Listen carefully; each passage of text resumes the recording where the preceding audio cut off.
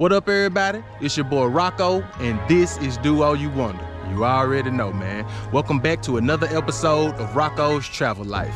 It's another beautiful morning here in Tennessee, and as you can see, I'm just walking through the neighborhood, you know what I mean?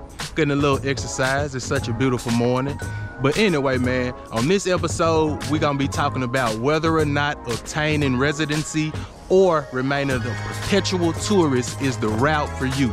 Because honestly, I've been debating as well. Do I want to get my residency or do I want to keep making them border runs 4 times a year? Y'all see that? Big ass walls trying to pop me. But anyway, man, that's what we're gonna be discussing on this week's episode. And remember, if you like my content, if you like how I do my thing, hit that subscribe button for your boy. Other than that, let's get into it.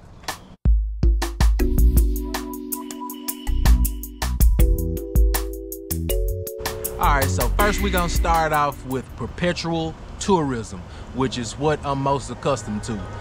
Honestly, man, in my opinion, there is really no cons to being a perpetual tourist. Just my opinion, so don't light me up in the comment section. The only real con I can really see is having to do the border runs, which can be a little costly depending on how you get back and forth to the border, depending on where you are located at in Costa Rica. Because if you like smack dab in the middle, you kind of got a ways to go. So yeah, man, I really can't think of any other cons other than making those border runs. Aside from being like sort of looked down upon from other expats who've received their residency, because I've heard rumors or whatever that some of them look down on perpetual tourists because we do not have to pay into CAHA. I'll explain what CAHA is in a minute when we get to obtaining residency. But like I said, man, other than the border runs, I really don't see a downside to being a perpetual tourist. But it does cater more to the younger crowd because it's a little easier for younger people to get up and move around. But I'm not saying just because you're a little older, you can't get up and make them border runs. I got dear friends that are slightly older, because I'm old too, don't get it twisted. But I got friends that are slightly older that make that border run with no troubles. So, I ain't saying like you can't do it. I'm just saying it can be a hassle and it can be tedious at times. But in my opinion, you get to see some of the most beautiful sights and beautiful places in Costa Rica while making the border runs like I did. So y'all check it out. All right, man, we on the way to the border to make our border run, get our passport stamp. We had to stop and get some copies made. Stillingly better yet, we had to stop and get food now. We came up on this little cool food court type of deal. I don't know. So let's go check it out.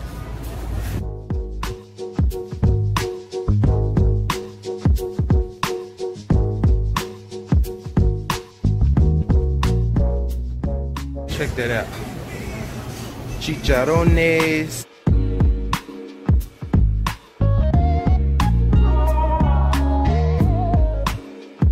It smells amazing back here. ¿Todo bien? Pura vida, mate. Much love.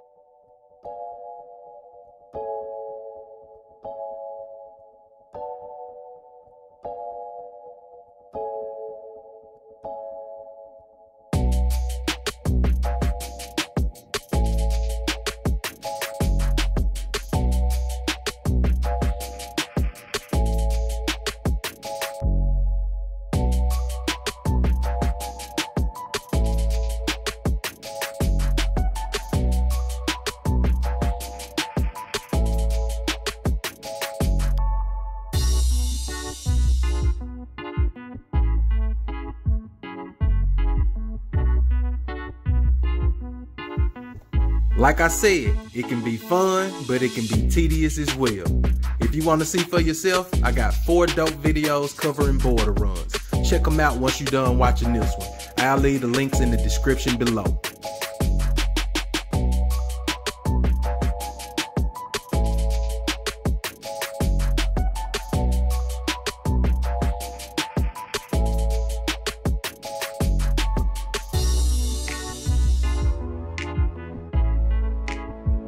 Did y'all see all those beautiful places? Man, I'm telling you, Costa Rica is beautiful. And that's one of the upsides of being a perpetual tourist. You have to make those border runs, so you might as well make a day out of it or a couple of days, whatever you choose to do. It can definitely be fun, as you saw in the previous clips. All right, man, moving on. Obtaining residency. First and foremost, man, you have to know that it is a long and tedious process, hands down. And one of the main things most people will tell you, do not try to do it alone. If you are not a Spanish speaker and you attempt to go get residency, it's just don't do it, basically. Other than that, man, like I said, it is a tedious process. It really is.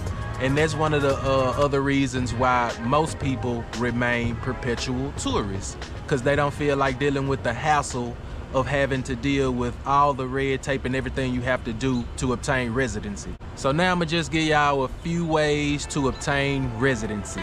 Not all of them, just my top 2 or 3. And number 1 on the list is if you are a pensionado, which is basically retirees that receive a definite amount of income every month into their bank account. If I'm not mistaken, I believe it's 1,000. It may be 1,200. Don't get me wrong on that. Y'all check it out. But I think it's at least 1,000 coming into your bank account every month. And that's great for retirees. So pensionado, you know what I mean?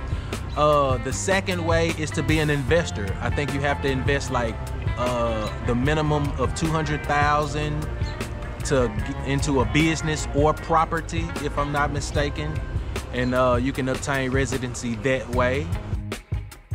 Or you can do it the old-fashioned way. You can marry a tica or a tico, or I forgot. It's another way as well.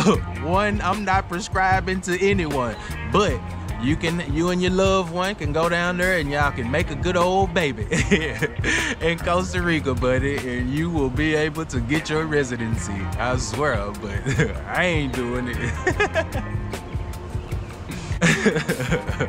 But yeah, man, those the 3 or 4 ways I know to obtain residency. Pensionado, become an investor, marry a local, or have a baby down there. Those your 4 ways, and it's more, but those the 4 ways I'm telling y'all that you can obtain residency.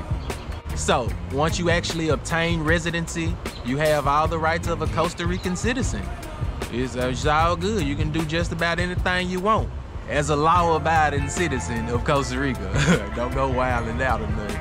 Also, when you become a resident of Costa Rica, you have to start paying into CAJA as well.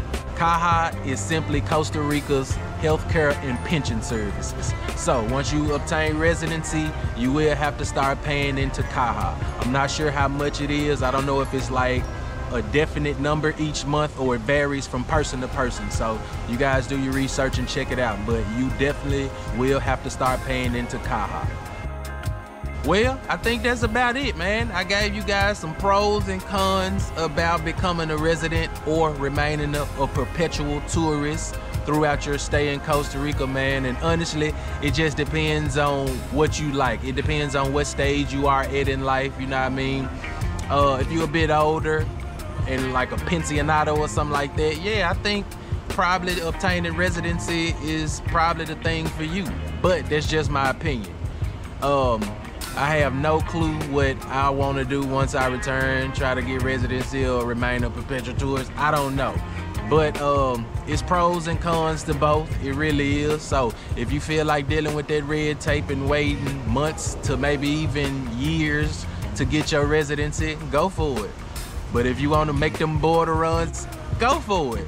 Either way, man, it's paradise. So you really can't lose no matter what you decide. In my opinion, that is.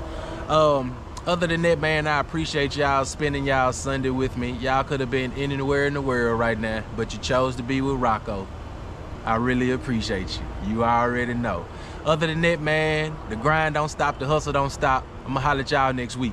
Peace. Y'all stay safe. Keep on moving on.